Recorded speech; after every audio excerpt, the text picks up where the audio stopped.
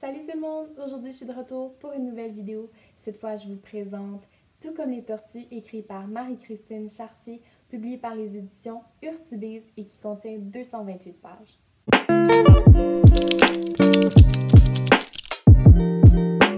Samuel et Ariane sont des amis d'enfance, mais il y a quelques années, ils ont pris une décision qui a changé le cours de leur vie. Ils ont décidé de se mettre ensemble parce qu'ils étaient éperdument amoureux l'un de l'autre. Jusqu'à temps qu'Ariane lance une bombe sur leur relation, s'enfuyant en Amérique du Sud pour fuir la réalité. Et Samuel, laissé à lui-même, commence à sortir avec Anaïs, une fille douce, gentille, sensible et très réservée, l'opposé complètement d'Ariane. Mais un an plus tard, Ariane revient au Québec.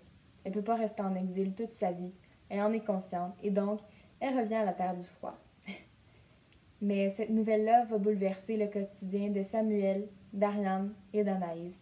Ça va compliquer les choses et ça va se transformer en un triangle amoureux élégant, mais surtout très compliqué.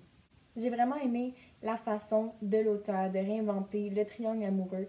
Dans ce cas-ci, c'est vraiment la personne B qui court après personne A et personne C qui court après personne B. Donc, c'est vraiment une espèce de roue qui tourne et on voit comment les choses ont changé.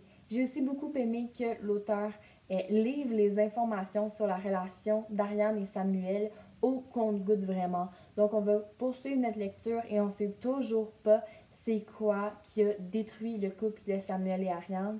Et quand on l'apprend vraiment, on n'est pas au bout de nos surprises.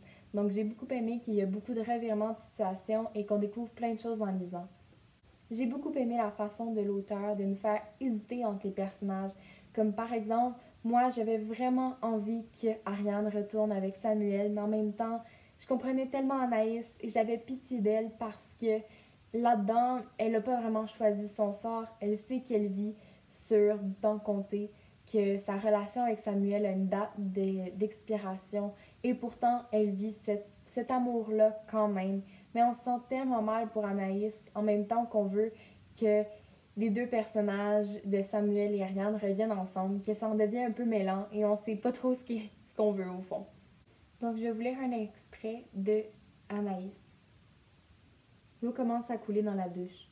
Je continue de brasser ma sauce qui n'en a pas besoin, comme je continue de tenir mon chum par derrière alors qu'il regarde ailleurs. Ma vie est pleine de métaphores, il faut croire. J'aurais peut-être dû devenir artiste. Samuel a un faible pour les femmes artistiques. Je crois que ça lui aurait plu.